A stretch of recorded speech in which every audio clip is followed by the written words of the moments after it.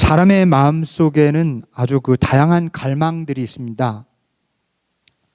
예를 들면 성공하고 또 유명해지고 또 부자가 되고 싶은 갈망이 있고요. 또 가족들이 건강하고 자녀들이 잘 되기를 바라는 갈망도 있죠.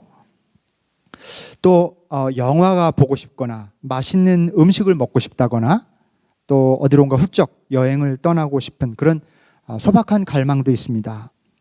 이런 갈망을 일상적인 갈망이라고 한번 불러봅시다. 일상적인 갈망은 그 자체로 나쁜 것이 아니며 우리가 살아가는 데 있어서 불가피한 것이죠. 이런 갈망들은 우리가 가지고 살아갈 수 있습니다. 그렇지만은 우리가 일생 동안 평생 이 일상적인 갈망만을 쫓으면서 살아가는 것은 결코 바람직하지 않습니다. 왜냐하면 이 일상적인 갈망은 우리가 정말 쫓아야 할 우리 안에 있는 참된 갈망을 대신하는 fake desire 혹은 temporary desire이기 때문에 그렇습니다. 설사 우리가 이런 일상적인 갈망들을 쫓고 그래서 그 갈망들이 채워진다고 해도 마치 신기루처럼, 신기루 아시죠? 이 일상적인 갈망은 여전히 저 만치에 그대로 남아있어서 체험을 받아도 또 여전히 목말라요. 여전히 그것을 갈구하게 되어 있습니다. 여러분, 그러면 어떻게 해야 될까요? 우리가 일상적인 갈망 없이 살 수는 없거든요. 그런데 이 갈망은 페이크고 혹은 템포러리라면 그리고 채워져도 또다시 갈증이 나는 그런 갈망이라면 어떻게 하는 게 좋을까요? 여러분, 굉장히 중요한 말씀을 드리겠습니다. 어떻게 하면 좋을까? 먼저 우리 안에 우리가 진정으로 쫓아야 할 일상적인 갈망이 아닌 또 다른 갈망이 있다는 것을 알 필요가 있습니다. 우리가 늘 쫓고 있는 갈망 외에도 또 다른 갈망이 있다는 사실을 발견하는 것, 그걸 깨닫는 것, 아는 게 필요해요. 이 갈망은 어떤 갈망인가 하면 우리를 하나님과 깊이 연결시켜주는 갈망이고요. 내가 가장 온전한 존재가 되도록 이끌어주고요. 우리가 정말 인생을 어떻게 살아야 할지 깨닫게 해주는 하나님이 우리에게 허락해 주신 진짜 갈망입니다. 이 갈망은 하나님께서 인간을 지으실 때 각 사람의 영혼에 불어넣어 주신 거룩한 생기와 같은 것입니다. 저는 이것을 영적인 갈망이라고 부르겠습니다. 일상적인 갈망이 있고 그 다음에 영적인 갈망이 우리 안에 있다라고 하는 사실. 이 영적인 갈망은 내면의 나침반 같아서요. 나침반이라는 게 어떤 역할을 하는지 아시죠? 우리가 방향을 잃어도 언제나 북쪽을 가르쳐주는 그런 작은 기계 아닙니까? 이 영혼의 갈망은 우리 내면의 나침반 같은 것입니다. 그래서 우리로 하여금 본능적으로 하나님을 찾게 하고 우리가 정신없이 살다가 또는 죄를 저지르면서 살다가 방향을 잃어버릴 때가 너무 많거든요. 그때마다 영적인 갈망은 우리 안에서 나침반 같은 역할을 하면서 하나님 쪽으로 우리 방향을 갖게 합니다. 그리고 인생을 어떻게 살아야 되는지 그 방향을 가르쳐 줍니다. 우리 안에는 그리고 이런 게 있습니다. 사랑이나 용서나 인내와 같은 우리가 잘 사용하지 못하는 우리가 조금 서투른 그런 잠재된 능력이 있어요. 누구에게나 있습니다. 다만 잠재되어 있을 뿐이죠. 그런데 이런 잠재된 능력이 있는데 영적인 갈망은 우리 안에 잠들어 있는 이런 능력들을 일깨워 줍니다. 우리가 온전한 존재가 되기를 원하고 정말 참된 삶을 살기를 원한다면 그리고 진정한 크리스찬으로 살기를 원한다면 우리 안에 잠들어 있는 이 영적인 갈망을 일으켜야 됩니다. 저는 이 과제가 우리가 평생도록 신앙생활하면서 추구해야 될 아주 궁극적인 목적이라고 생각해요. 목표. 우리 안에 계속 잠들어 있는 이 영적인 갈망을 불러 일으켜 깨우는 것. 자, 근데 문제는요, 이런 영적 갈망이 너무 깊이 묻혀 있어요, 우리 안에. 또 반대로 일상적인 갈망은 너무 발달돼 버렸어요. 발달되어졌습니다. 우리가 그 갈망을 쫓느라고 그거에 아주 예민해 있고 그것에 대해서는 우리가 활짝 열려 있습니다. 이 일상적인 갈망에 가려서 영적인 갈망은 너무 깊이 묻혀져 있다고 하는 게 문제입니다. 그러다 보니까 우리 안에 있는 내면의 나침반이 잘 작동을 못해요. 그래서 우리 삶은 너무 자주 방향을 잃어버리곤 하는 것입니다. 그런 생각을 해요. 그래도 물론 저보다 훨씬 더 오래 사신 분들도 많지만 그래도 한 50년 살았으면 어떤 상황에서 어떻게 해야 되고 저런 상황에서는 저렇게 해야 되고 척척 알만도 할 텐데 여전히 어려운 문제 앞에서 방향을 잃어버리곤 하는 경험을 하면서 참 어렵다. 참 어렵다. 인생 온전하게 살아간다는 게 참 어렵구나. 왜냐하면 내면의 나침반이 그렇게 잘 작동하지 못하고 있기 때문인 것이죠. 여러분, 어떻게 해야 될까요? 어떻게 하면 일상의 갈망에 묻혀서 잘 드러나지 않는, 우리 안에서 잘 액티베이트 되지 않는 이 영적인 갈망을 좀 액티베이트 시킬 수 있을까요? 어떻게 하면 이 잃어버린 영적인 갈망을 좀 되찾을 수 있을까요? 오늘 여러분과 함께 읽은 본문 너무 잘 아시는, 우리가 잘 아는 그런 내용이죠. 마르다가 예수님을 자신의 집에 초대했습니다. 당연히 마르다는 최선을 다해서 예수님을 대접하기를 원했습니다.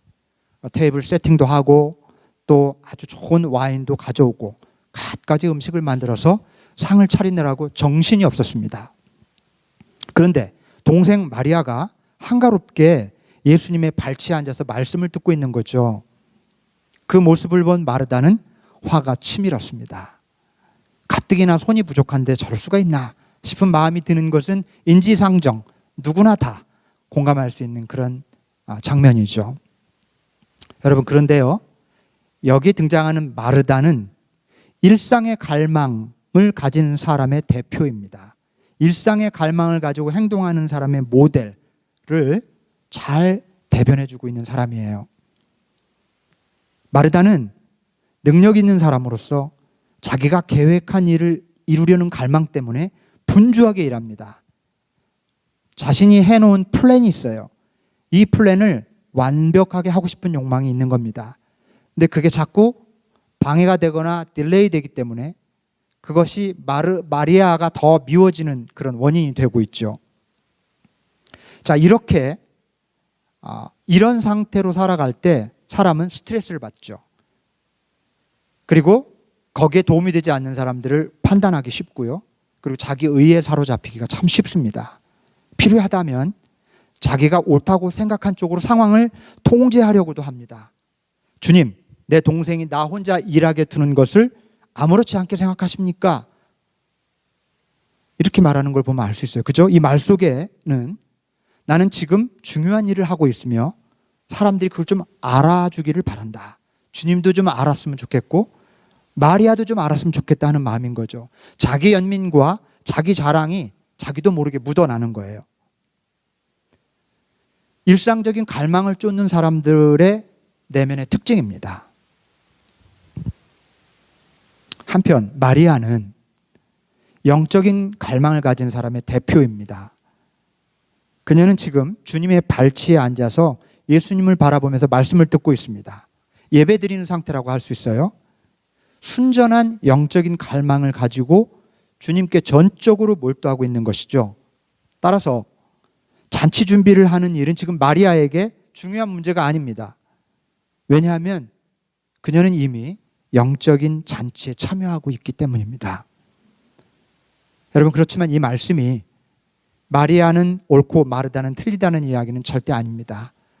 하지만 이렇게 현대 그 주석가들이나 또 설교가들이 너무 전통적인 방식을 고수하지 않으려고 이렇게 좀 꼬는 경향이 있는데 그러나 여기에 있는 메시지는 분명해요.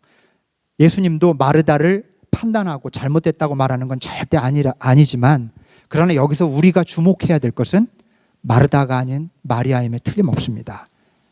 그리고 우리도 마르다의 마음을 공감할 때가 많죠. 당연히 밉죠. 마리아가 눈치도 없고 다른 사람들 일하는데 혼자서 저기서 편안하게 앉아서 그렇게 예수님 곁에서 듣고 있다면 미운 거죠. 포인트는 그런데 거기에 있지 않습니다. 이 본문 말씀에서 그런 쪽으로 접근하시면 안 됩니다. 세상에 굴러가려면 마르다도 필요하고 마리아도 필요한 게 틀림없어요. 이 두 가지 형태의 갈망이 전부 필요합니다. 일상적인 갈망 없이 우리 살 수 없어요. 우리가 신이 아닌 이상. 그러나 영적인 갈망도 우리에게 반드시 필요합니다. 그렇다면 뭐가 중요하냐? 우선순위를 갖는 게 중요합니다. 두 가지 갈망이 다 필요하지만 우선순위를 정해야 해요.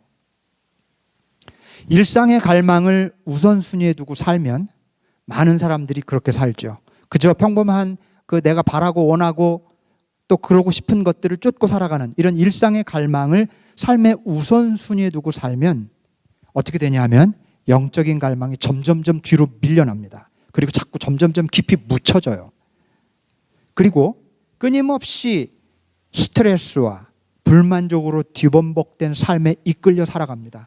그래서 내가 스트레스와 또 불만족을 컨트롤하지 못하고 스트레스와 불만족이 나를 컨트롤해 나갑니다. 삶이 불행해지고 복잡하고 힘들어지는 이유죠. 그러나 반대로 영적인 갈망을 우선순위에 두고 살면은 어떤 일이 벌어지느냐? 일상의 갈망이 사라지거나 대체하는 게 아니라 일상의 갈망이 적절하게 다스려지는 일이 벌어집니다. 적절하게. 그리고 일상의 갈망이 영적인 갈망을 위해서 쓰여지는, 봉사하는 그런 일이 일어나요. 만약 그렇게 되면 내 자신을 드러내거나 만족시키려는 갈망에 쫓기지 않고 또 내가 한 행위의 결과에 신경을 쓰거나 또 자기에게 시선을 끌어당기려고 하고 그렇게 애쓰지 않게 됩니다.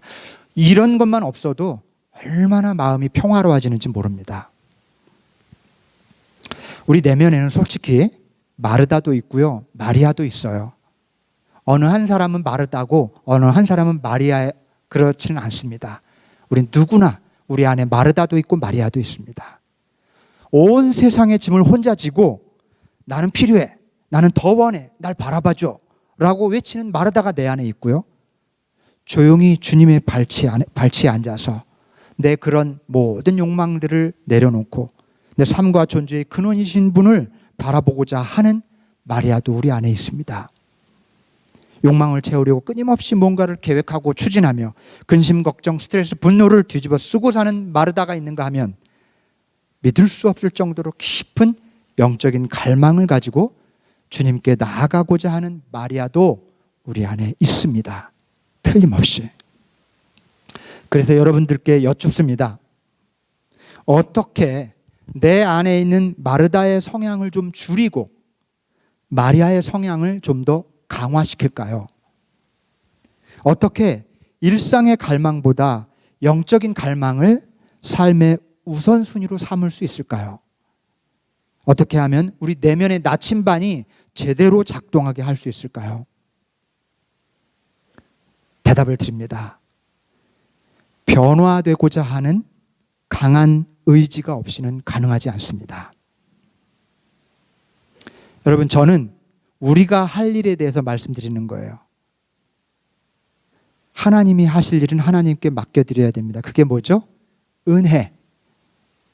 하나님은 우리에게 은혜로 우리를 변화시키려고 끊임없이 노력하시겠지만, 그러나 그건 하나님이 하실 일이고요, 우리가 할 일이 있어요. 변화되고자 하는 의지를 가지고 노력하는 겁니다. 하나님은 햇빛과 비를 내려주실 그런 의무가 있으신 분이시죠. 그럼 우리가 어떻게 컨트롤할 수 없어요. 하나님의 일입니다. 그러나 그것만 붙잡고 있으면 절대로 열매를 맺을 수 없어요. 농부인 내가 할 일이 있습니다. 땅을 갈고 돌짝을 걷어내고 씨를 뿌리고 걸음을 주는 노력과 의지가 필요해요. 그래야만 열매가 맺히지 않겠습니까? 변화되고자 하는 강한 의지와 노력이 우리에게 필요합니다. 몇 달 전에요, 인터넷에서 이런 기사를 읽었습니다. 치약에 충치를 억제해주는 그 불소라는 성분이 들어있는데, 이 치약에 물을 묻히면 불소 성분이 사라져서 충치 예방을 위한 효과가 없어져 버린다는 거예요. 여러분도 아마 한두 번쯤은 보셨거나 치과 의사로부터 들어보셨을 거예요. 혹시 치약에 물 묻히시는 분들 계세요? 물 묻히고? 네. 그 생각보다 많지 않으세요? 저는 평생 치약에 물을 묻히고 양치질을 했거든요. 안 그러면 뻑뻑하고 잘 안 되는 것 같아요. 물론 요즘은 전동 칫솔이 있어서 좀 다르긴 하지만은, 저는 평생 이렇게 물을 묻히고 양치질을 하는 습관이 몸에 배어 있는데, 이 기사를 읽고 나서 안 되겠다, 앞으로는 절대로 양치질 할 때 치약에 물을 묻히지 말자, 그렇게 결심을 했습니다. 그런데요, 이게 작은 습관인데 얼마나 이 작은 습관 하나를 바꾸는 게 어려운지 아주 뼈저리게 경험하게 됐어요. 결코 쉽지 않았습니다. 화장실에 들어가기 전에, 자, 이제 오늘은 칫솔에 치약을 짜고 물을 묻히지 말아야지 하고 그렇게 주문을 걸고 들어가요. 그런데 머리 따로, 손이 따로 노는 거예요. 손이 수도를 틀고 있어요, 이렇게. 굉장히 놀랐어요. 제가 사실 그런 저를 보면서 조금 전에 10초도 안 됐어요. 물 묻히지 말아야지 하는데 손이 지금 수도를 틀고 있어요. 습관이라는 게 얼마나 무서운지요. 습관은요, 몸에 배고 의식에 배고 심지어 무의식까지 스며듭니다. 그러니까 의식적으로 내가 의식을 하려고 해도 무의식을 컨트롤 못하는 거예요. 이걸 뇌과학자들은 뇌의 어떤 부분이 그렇게 습관돼서 그렇다고 그렇게 설명을 할 겁니다. 그냥 쉽게 설명을 드리는 겁니다. 수도 없이 실패할 수밖에 없는 거죠.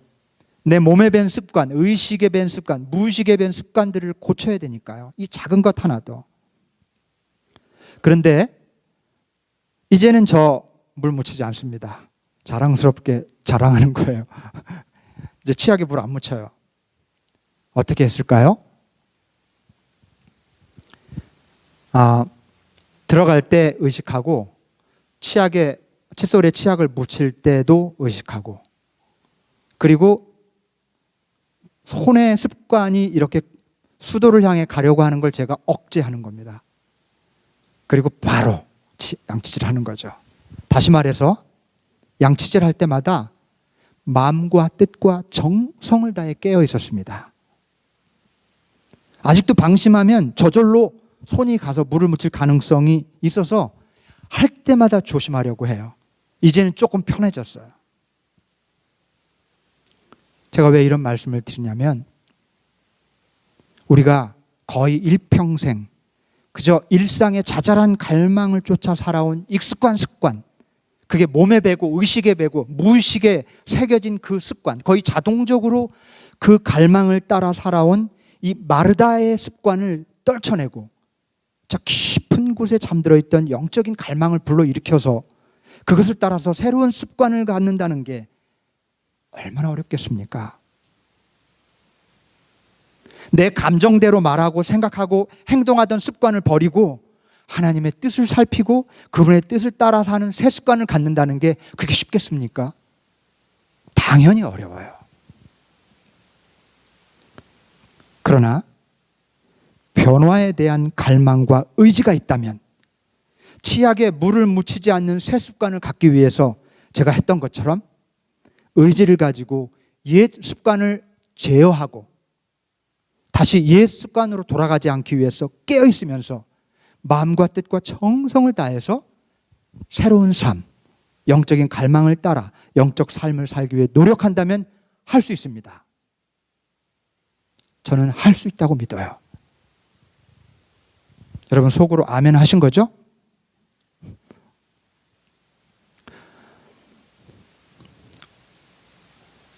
치약에 물을 묻히는 습관 하나를 고치기 위해서 했던 노력, 그건 작은 습관이지만 사실 우리 안에 있는 정신적인 습관, 영적인 습관, 갈망을 쫓는 습관같이 이렇게 커다란 습관조차도 저는 동일한 자세로 변화시킬 수 있다고 믿습니다.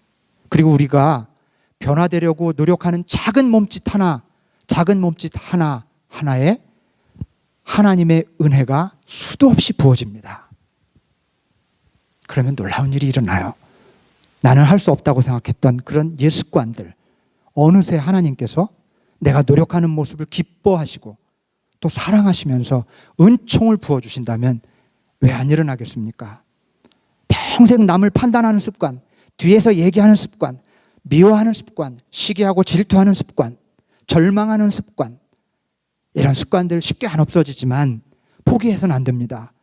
마음과 뜻과 정성을 다해서 그 순간이 올 때마다 깨어있고 자제하고 절제하고 인내하면서 그러지 않으려고 노력할 때 하나님께서 은총을 부어주셔서 우리 변화될 수 있습니다. 우리는 멋진 몸을 만들기 위해서 설탕이 들어간 음식을 자제하고 운동도 열심히 하면서 바디빌딩을 합니다. 그렇죠? 그런데 왜 우리는 멋진 영혼을 가꾸기 위해서 달콤한 삶의 습관들을 제어하고 자제하고 영적인 훈련도 하면서 소울 빌딩을 할 생각을 하지 않을까요?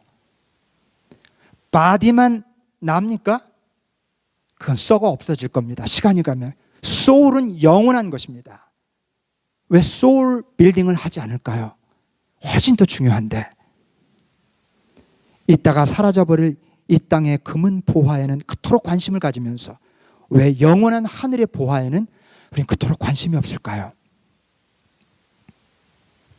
우리 삶을 풍성하게 하고 영혼을 비옥하게 만드는 영적인 갈망을 내버려 둔 채 우리 삶을 지치게 하고 덧없게 만드는 일상의 갈망을 계속 쫓아서 살아가시겠습니까?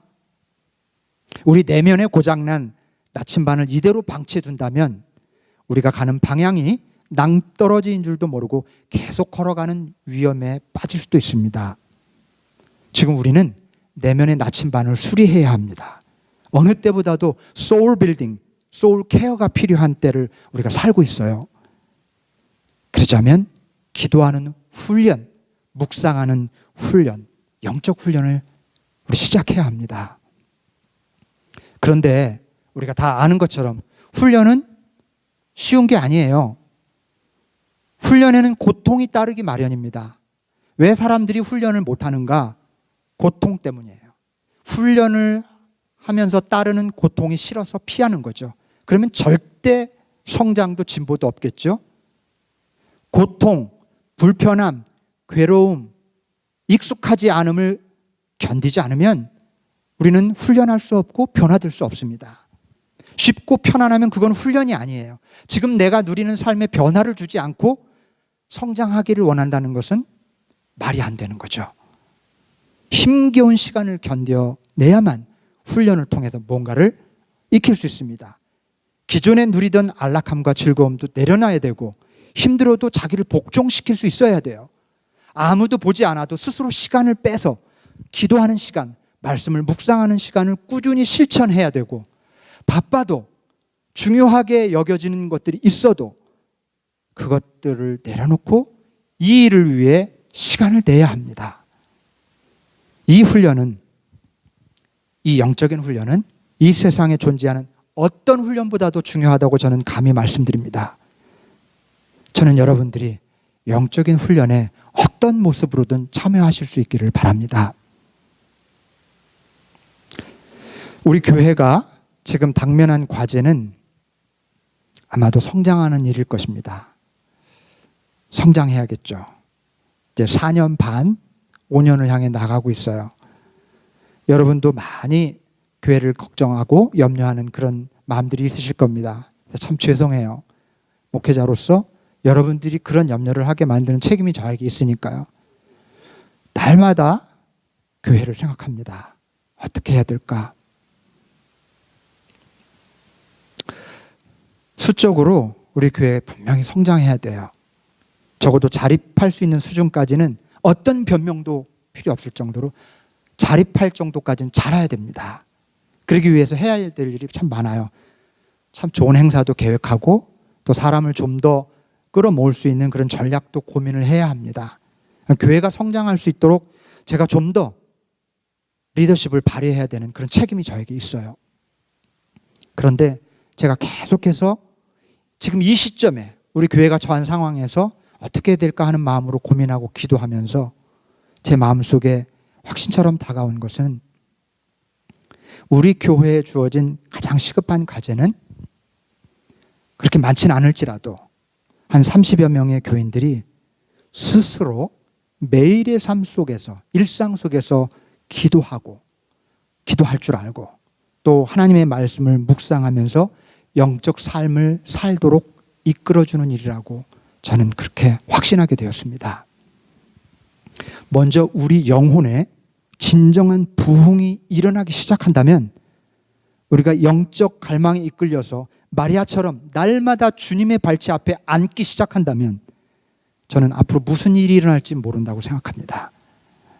우리가 진짜 신앙인이 되어서 영적인 갈망을 따라 살기 시작하면 상상할 수 없는 일들이 벌어질 것이라고 저는 믿습니다.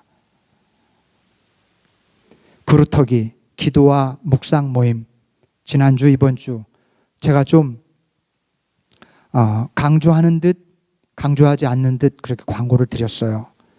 여러분들의 마음에 성령께서 감동해 주시기를 그저 바랄 뿐입니다.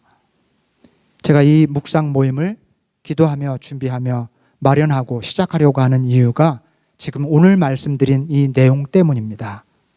여러분, 우리 그냥 교회 다니는 거 말고 진짜 신앙생활 한번 해봅시다. 광신자 아니면 나이롱 신자. 여러분, 왜 우리는 둘 중에 하나여야 할까요? 그거 말고 제3의 옵션이 있어요. 진짜 바람직하고 건강한 그리스도인, 트루 크리스찬이 되는 길이 있다는 겁니다. 진정으로 기도하고 하나님의 말씀을 묵상하면서 우리 안에 일상의 갈망들을 잘 다스리고 영적인 갈망을 쫓아 살아가는 삶입니다. 그리고 하나님이 이렇게 우리가 살아가면서 하나님이 우리를 통해서 어떤 일을 벌이시는지 우리 한번 기대하면서 지켜봅시다. 여러분, 그루터기 기도와 묵상 모임 가능하면 함께 하기를 원합니다. 그러나 불가피하게 지금 여러분의 삶의 현실이 허락하지 않는 분들이 계실 거예요. 정말 불가피하게. 그런 분들은 혼자서라도 시간을 내서 기도하고 묵상하며 영적 갈망을 쫓는 마리아의 시간을 가지실 수 있기를 간절히 바랍니다. 그리고 불가피하지 않고 그냥 저한테만 저 불가피해요 라고 말하시는 그런 분들 계시다면 다시 한번 기도해 보시고 함께 하실 수 있기를 바랍니다. 그리고 기왕에 이 모임 시작해야지 라는 마음 가지신 분들은 여러분 함께 걸어가 봅시다. 가보지 않은 새 길을 한번 같이 걸어가 보십시다. 오늘 말씀을 맺으면서 바울이 에베소 교인들에게 당부했던 말씀을 읽어드리려고 해요. 에페시안스. 에베소 교회가 어떤 교회냐? 고대 그 지중해 연안에 큰 도시들이 몇 개 있었는데요. 고린도라고 하는 도시와 함께 에베소는 지중해 연안에 그러니까 로마를 빼고 로마 본토를 빼고 로마 제국 안에 알렉산드리아, 고린도, 에베소 이 세 개의 도시는 가장 국제화된 거대 도시였어요. 뉴욕, LA 같은 도시, 이민자들도 굉장히 많았습니다. 에베소는 수많은 종교가 있었습니다. 거기에 교회를 세우고 그리스도의 복음을 전한다는 게 얼마나 어려웠겠어요. 바울이 그들에게 절절하게 정말 중심을 다해서 쓴 편지가 에베소서인데요. 그 에베소서 중에서도 가장 핵심적인 내용이 제가 지금 소개해드리려고 하는 마지막으로 말씀을 마치면서 읽어드리려고 하는 바로 이 본문입니다. 저는 이 말씀이 우리가 일상의 갈망을 내려놓고 영적인 갈망을 따라 살고자 하는 모든 신앙인들을 위한 축복의 기도이고 내면의 나침반이 가리키는 방향을 따라 살아가려고 하는 사람들을 위한 마그나 카르타, 대헌장이며 또 앞으로 우리 교회에서 그루터기 기도와 묵상 모임을 통해서 우리가 나아가고자 하는 목표라고 말씀드리고 싶습니다. 여러분, 이 말씀 한번 마음판에 새기시기 바랍니다. 제가 읽어드리겠습니다. 아버지께서 그분의 영광의 풍성하심을 따라 그분의 성령을 통하여 여러분의 속사람을 능력으로 강건하게 하여 주시고 믿음으로 말미암아 그리스도를 여러분의 마음속에 머물러 계시게 하여 주시기를 빕니다. 여러분이 사랑 속에 뿌리를 받고 털을 잡아서 모든 성도와 함께 여러분이 그리스도의 사랑의 너비와 길이와 높이와 깊이가 어떠한지를 깨달을 수 있게 되고 지식을 초월하는 그리스도의 사랑을 알게 되기를 빕니다. 그리하여 하나님의 온갖 충만하심으로 여러분이 충만하여지기를 빕니다. 아멘. 기도하겠습니다.